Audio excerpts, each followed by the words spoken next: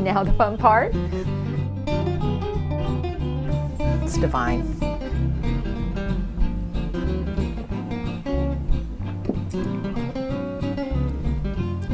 I know I sound silly if I just tell you how good that is. I just think it's fabulous.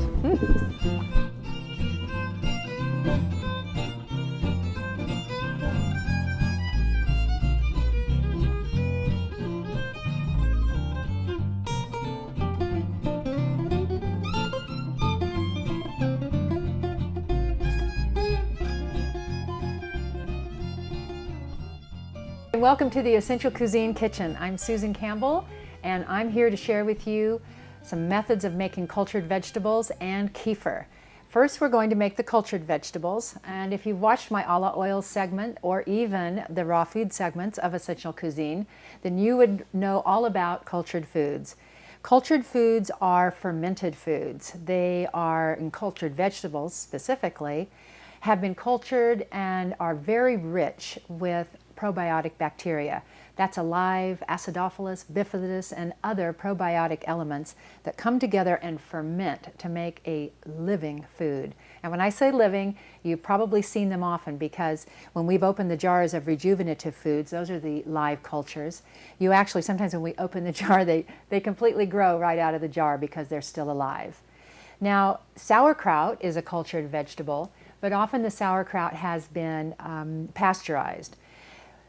The cultured vegetables that we've worked with before are not pasteurized, they're alive. So they've been made with raw vegetables, they've been cultured, and then they've been enjoyed. And so it's much like a canning process. There's several different ways to do it. I'm going to show you a couple variations. We're going to start with just a simple recipe of cabbage and some sea vegetables, and as we roll along, who knows what else we might throw into the mix here. But when you first get started, you want to just start with something very basic like cabbage, maybe some ketchup, some carrots. Yeah, you could put tomatoes in there, I guess, and some sea vegetables and some salt. So we're going to start off, we have to grind all the cabbage up, and you need a big workstation, and you really need a food processor. If you don't have a food processor, then you're probably just going to be doing lots and lots of chopping. And of course, that is always available to you.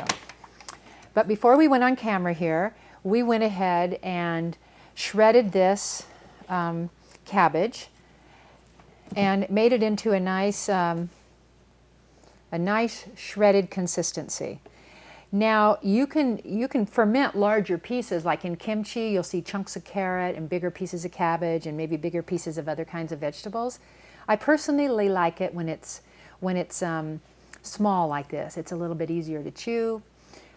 You know what? It's all good. But this is what we're going to do. This is what we're going to start with.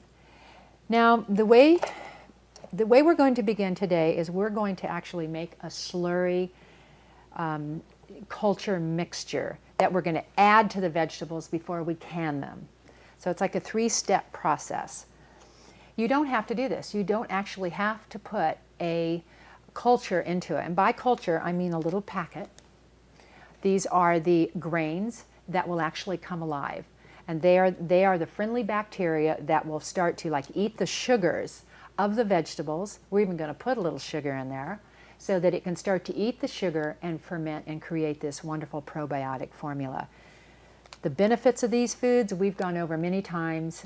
You should eat these foods with every meal. You should eat them every day. They will highly aid you in your digestive process. This is a living food. And again, we suggest having it with all of your meals, or at least every day in your diet. So, getting started with creating a slurry mixture with the friendly bacteria, with the culture that we have purchased here. And incidentally, I get these from, you can get them in many different cultures. I do like this particular one from Wilderness Family Naturals. And you can get the information on our website. So I've got a little bit of water in there, a cup of water in the blender. And I'm going to just use my hands here and fill up another cup of cabbage. And there are instructions inside of the packets of culture that you get, and those are the instructions I'm following. Now what you want to do is create a mixture here that's not too thick and not too thin. So what does that mean? That's what I asked when I was reading the directions. You want sort of a slurry. So we're going to play around and come up with a definition of slurry. Obviously this isn't mixing so well, so we're going to add a little bit more. And you know what? If we add too much, we can always add more cabbage. Whoa.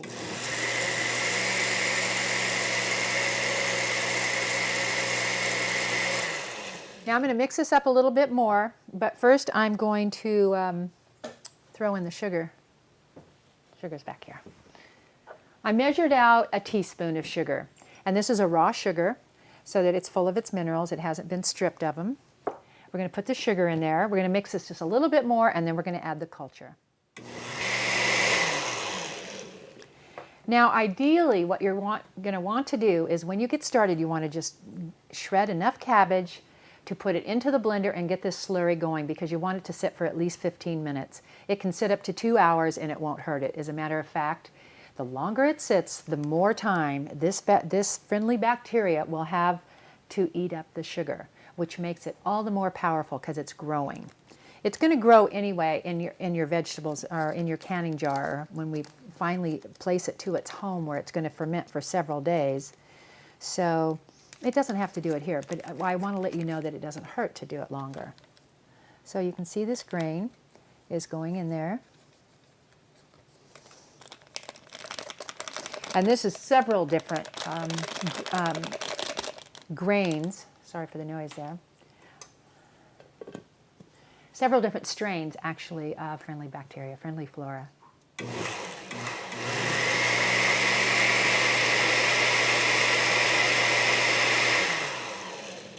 So I think that's a slurry. I think we have a slurry.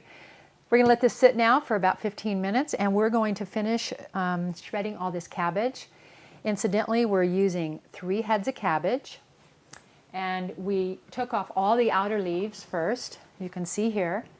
And we're going to wash these well, and I'm going to show you how we're going to use these at the end. But that's the way you want to start. You want to peel off your outer layers, get them nice and clean, keep them, and I'll show you what they're going to be used for when we come back.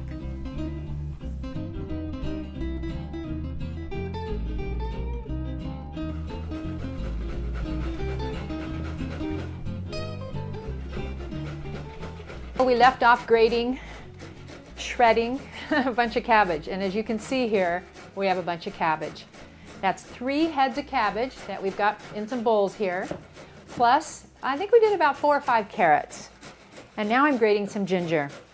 We happen to have a nice big piece of ginger, and that's what I recommend when you're making your cultured vegetables, that you just put in whatever you want and you can experiment. I happen to love ginger, and we have this nice piece. So I'm going to go ahead and finish grating this, and then I'm going to add it, and we're going to create this slurry mixture and put it all together. You know, you can see that I didn't peel my ginger here. If I were going to be putting it in, you know, chopping the ginger up and putting it into any mixture, I would always peel it. And it's one of the reasons I do it this way. I don't have to peel it. It saves a step. Remember, it's all about simple. I had to laugh when I just said that because I don't know that cultured vegetables are all that simple. You know, actually they are simple. There's not a lot of recipes. There's no cooking involved. It's just, you know, some major prep and you need a lot of room. But when you make these yourself, I mean, look at the cost involved. You have 3 heads of cabbage, a few carrots, maybe a little ginger. You do have to buy your culture, but you can make them without the culture. And you get your own cultured vegetables that will last for such a long time. I mean, they'll last in the refrigerator indefinitely. You can keep them canned for, you know, you can let them sit for a few months. And sometimes I have friends that have made cultured vegetables, let them sit for weeks, and then they're just rich and rich and rich, very, very strong. So that's what's so great about making them. And it's so fun to explore. It's fun to watch them grow. It's just cool. Now here is the slurry mixture. It's probably not on camera for you, but it's the blender. I'm just going to give it a quick whirl. I had to add a little bit more water because it started to thicken. And it's always an experimentation process. And even though there's directions on how to make this, this is the reason I'm making this DVD, because even sometimes when you read directions and you come up with all these questions like, well, what about that? Or what if this? Look at all that ginger. Now, ginger is very much of a warming food, and it's wonderful for your digestion. And since we're making a digestive food here, I think it'll have a nice tang with it with a little bit of ginger. You could put garlic in it, you could put caraway seeds, you could put dill, you could put oregano or basil. I mean, you can just imagine what you can do to this. Let's get all this juice. Okay, so we've got this great mixture. I'm going to put this back here and we're going to start mixing this together. I'm just going to leave my hands all juiced up because I'm going to use them here. Oops. Now, you guys that are watching this are going to experiment right along with us because we're not sure how much of this is going to fit in to the dishes that we have available. Because what you want to do is this stuff needs to be packed down tight. Set this up there. And I'm going to use as much as I can get in here. I'm going to try to get all the carrots, and I think that's about as much as I can fit. We may have to add some more. I'm going to go ahead and put this mixture in. I can see that. I'm going to give this another swirl because the ginger's all floating at the top. There we go. So now this has been sitting just about 15 minutes. I think it took us that long. Wow, can you see that? Just put that great probiotic mixture all in there. And now I'm just going to mix this up. You want it to be wet. You want it to be liquidy. Now, because we made a mixture for this, we made a slurry probiotic mixture, it may not need as much weight. But the key to this, and you're going to see when we pack it into the jars and into the dishes, that it needs to have a lot of weight on it, and that weight is what pushes the juice out and makes it juicy. Remember all these vegetables that we've been opening and enjoying from Rejuvenative Foods, these cultured vegetables? Remember how they look? They're very, very juicy, because this would not grow very well without a lot of juice to it. Now, when you make cultured vegetables, you never want to put it in a metal bowl, and you don't ever want to put it in a plastic bowl. Now, I know we're using a plastic bowl right now, but that's okay just to mix it. But I don't mean you don't want them to ferment in plastic, and you don't want them to be in metal. They need to be in glass or a porcelain that for sure doesn't have any lead or any toxic substances. Because remember, this is alive, and this probiotic formula is going to be eating away and growing and fermenting, and you don't want it to leach any toxic metals from any containers that it's in. So you've got to remember that. I think that there are some plastics you can use. I like to stay away from them, but nowadays they're starting to make some healthier plastics so that they don't have the components in them that are dangerous to our health. So this is feeling pretty good. It's nice and wet. All right. Okay, now I'm going to wipe my hands off here, and I'm going to show you one way of making these. You know where, on a side note, you know where I talked about the Grain and Salt Society? They're the ones that have the Celtic sea salt. They're called the Grain and Salt Society, and they're a company out of Ashland, Oregon. Excuse me, it's not Ashland, Oregon. It's Asheville, North Carolina. Grain and Salt Society. They are the ones that distribute and harvest and bring over that great Celtic sea salt. Well, they have a great catalog, and if you want to go to their website, it's CelticSeaSalt.com. You can get the information on my website. They sell these cool crocks, and they're about this tall. They are so cool, and what they are is they're a brown porcelain pot, very heavy, and they're designed so that you can actually put blocks inside and weight the cultured vegetables down. They're a crock made for making cultured vegetables. I have one, and I love it. Here, this is some sea lettuce.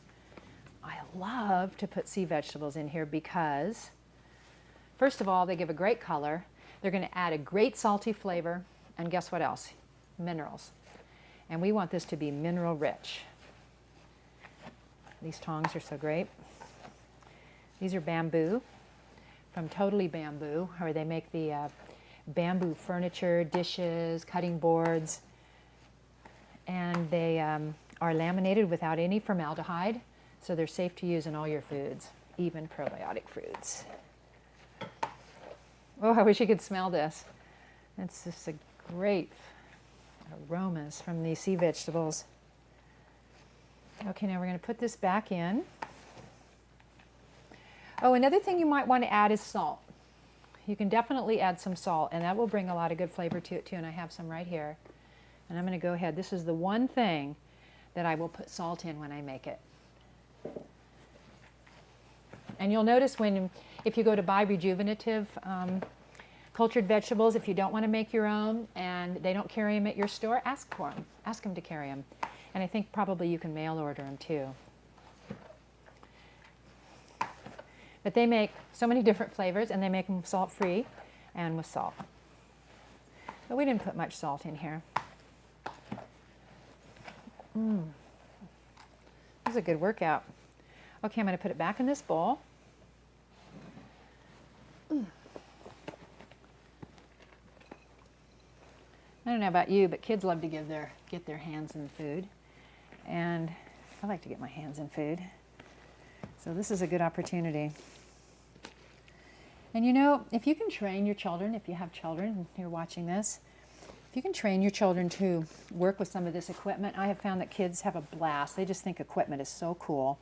You have to supervise them, of course, and it depends how old they are. But I taught a kids camp at Laguna Beach Culinary Arts. It's a home chef school where I used to teach. And the kids had such a blast in the kitchen. And I think they had to be 10 or 11 years old.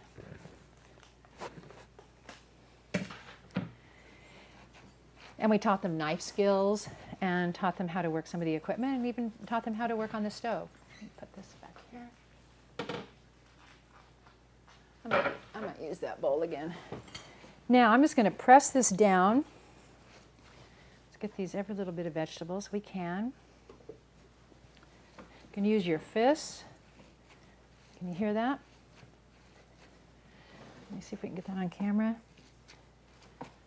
Now, the more you press it, what we can do sometimes when you use a jar, if we were pressing this into a jar, you actually get a dowel like that you would put in your closet, a wooden dowel. And that's what you use to press in a jar. And I'm going to show you how to do that too. See, the more I press, the more the juice comes up. Can you get that on camera? You can see how the juice is really coming to the top now. See that? I don't know if you can get it. But the more I'm pressing, the more juicy this is. I'm actually pressing the juice out of the cabbage. Oh, it's coming up wonderfully. Now you'll notice that we put the whole slurry mixture into this particular batch. And that means that if we make more, which we're going to do, it's not going to have the slurry mixture with it. It's just going to be the vegetables. They will ferment on their own. You don't have to put a culture with them. I think they're stronger, but they'll find their own way to do their own fermentation process. This is great. Very, very juicy. See that? You can see how I packed it all down. I think we're about there. This is the way we're making this one. Now watch this. I'm going to put a glass plate on top. I'm going to turn it upside down so it's kind of cups. Right there. And what you want to do is you want to put weight on it so that it presses down and it continues to press. And the heavier that weight is, or it's nice and heavy so that it continually puts a weight so those juices can continually be pushed out of the cabbage and then come back up and start to bubble and ferment. I'm going to put these tiles. We're being very innovative, and the reason I want to show you this is so that you can do the same. We're going to put these tiles on top, and then we're going to put a rock on top. Isn't that cool? Now, what you would do is set this in a dark place. I've got a towel, and this will continue, this will start to ferment. You want to clean it off. And sometimes if a little bit of a mold starts to grow on the top, that's okay. Don't let that worry you. Just kind of scrape it off when it's all done. In a cold climate like here, it would probably take about 7 days to get ripe enough to where you'd want to eat it. And what you would do is you would take it out of here, out of your bowl, you would put it in some canning jars, make sure the lids are really tight, and refrigerate them. Now, they'll continue to grow a little bit, but very, very slowly, slow enough to where you probably wouldn't recognize it. And so that's what you do when it's all done.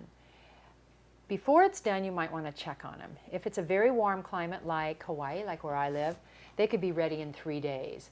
If you can hold them till 7 days or even 14 in a cold climate, you're going to be much better off. I think they're going to be a little bit richer, a little bit tangier, and probably be more full of friendly bacteria. I think that's about it. You cover them up, and you just let it go set them somewhere in a cool, dry place, and let them do their own thing. And make sure that this is heavy enough. Now this is heavy enough, and I'm going to tell you why I know. I barely touched it, and I saw some water bubble up. I just barely touched it. And so that's going to be nice and heavy. If you don't have tiles, just use a nice big heavy rock.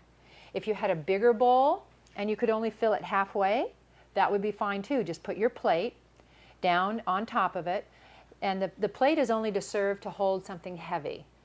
And then you put your rock on top, and then you cover the top of your dish or bucket or whatever it is with a cloth. So I'm going to move these over and let them grow. And I pulled this out because I just wanted to show you what a cool dish this is. This is a great measuring cup. You could also make them in here. You just would have a lesser amount. Here's a jar. This would be a great jar if you were to make them in this. And what you would do, and we don't quite have enough cabbage, but I'm going to show you in another jar. We're going to get a smaller canning jar, and I'll show you how to do it there with this remaining amount that we have. But you would fill it clear up to the top, smush it down with a dowel or something like this. This is too wide, but the dowel works really well for these deep dishes, and you just keep smushing it down. And then you leave about this much room at the top, and you start adding pieces of carrots and then cabbage. You can fold over the big cabbage leaves and something that's thick and more sturdy, and that's what you press down with, and then you close it tight. And the weight that we made with the rock and with the tiles, that same weight, you're going to make by pressing until you get this so tight that you just barely can close. It's like a suitcase when you've taken too many clothes on your vacation. You want to get it that tight so you can barely get this closed. And then when you open it, like 7 days later, you got to better look out because it might just go zoo and just grow or burst open like a champagne bottle that you've shaken. So that's how you do that, and I am going to demonstrate in a smaller bottle. I have another jar. I'm going to put this remaining cabbage. Now I want to say a couple things about, when you put these aside to ferment, you want to put them in a dark corner somewhere out of the way of any heat or a bunch of light. And that's one of the reasons we cover it with the cloth, so that you can keep any bugs out if any gnats want to come around. It stays clean that way, and it also keeps it nice and dark. And the other thing on the mold, if it does create a little mold on the top, you would definitely want to scrape it off because it will spoil the taste of the culture. I mean, who wants to eat mold?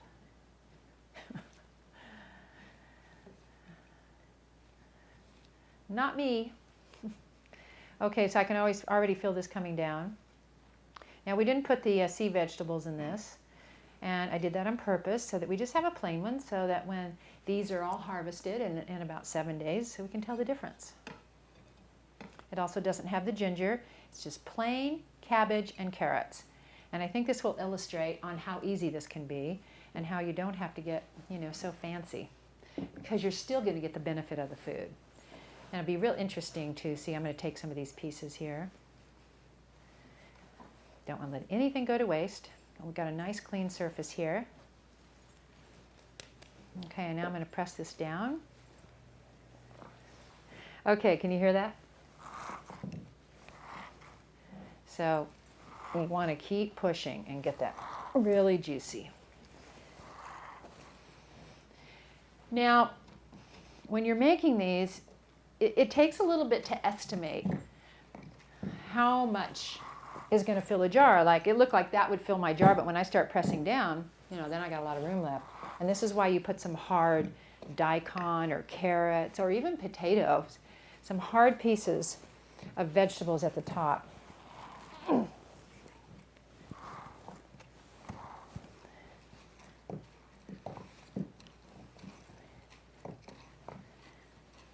Okay, I'm going to give that one more Can you see it starting to juice up yet? I can. I can see little bubbles down there.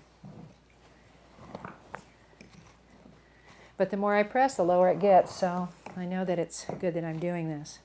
I'm just going to scrape the sides now. Now, this is why you save the leaves.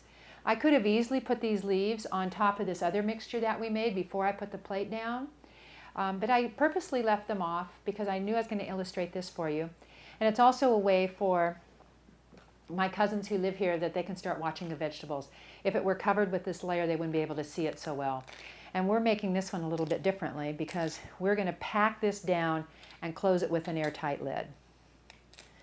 So what I'm doing is I'm going to tear it up, and create a nice platform that I can just keep putting in here like this, fold these up, and smush them down. And we're just going to put more and more and more. Just keep smushing them in there until I fill it up to the top, and then we'll put the lid on, and we'll let it make itself. That's a pretty cool cook, don't you think? You just make something once and then it just cooks on its own for several days. I kind of like that. Let Mother Nature do its trick. Save you a lot of time. This is also a very economical way to have cultured vegetables. When I often hear people say, oh, it's so expensive to eat healthy, it's really not true. I have a lot of information in one of my books that I'm working on right now that'll be out in 2007 that actually has some price comparisons. It's actually quite economical to eat well. It might seem at the point of purchase that things cost you more. Let's take, for instance, cultured vegetables. I think they're like about $10 or around there, anywhere from 8 to 10 depending on where you live, for one jar. But you know what? That's $10 worth of great food. Even if you have a couple of teaspoons a day with your meals, it lasts you a long time. And if you can't afford those, then you can make your own, because this probably cost under $10 for all of that we're going to make here. Because we only use 3 heads of cabbage and the culture, 1 packet of culture, which probably cost a couple of dollars, and that's it. A few carrots. Always use organic, of course. That just kind of goes without saying with essential cuisine. Let's try another pound at this. See, now this gives you some leverage. Gives you like a nice big, see the juice coming up? You see that in the camera? Watch that. See the juice? That's when you know you've pressed it enough. That is purely from the cabbage. None of that is from any slurry. I didn't add any water. And that is what is going to start to ferment. It's going to, so to speak, eat itself. Eat the sugars from the food. That's why I like to put a little bit of carrot too, and sometimes beets are great because beets and carrots have a lot of sugar. And that's why we added some sugar to the other one. I wouldn't add sugar to one that didn't have the culture in it though to start. Okay, I think we can get a couple more in here, and we're going to get that suitcase, too full of suitcase, and see if we can get it. I'm getting on my tippy toes.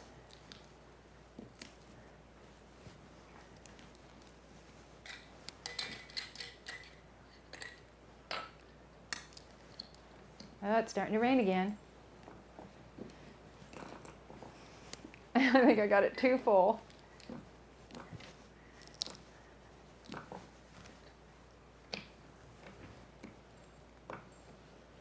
Okay, I do. I'm going to take this one out. There we go.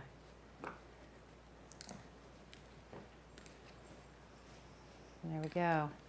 These are great lids because you can hold them down while you twist this thing. Wow. All right, we did it. We did it. I'll wipe this off for you. There you go. See, it's got a little air in there, but I think we pressed most of it out, and it's going to be okay too.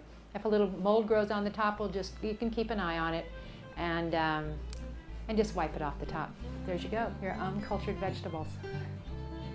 It was worth it. Trust me.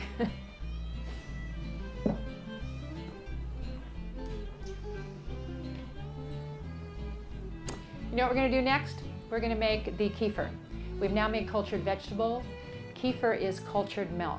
So stay tuned, that's next.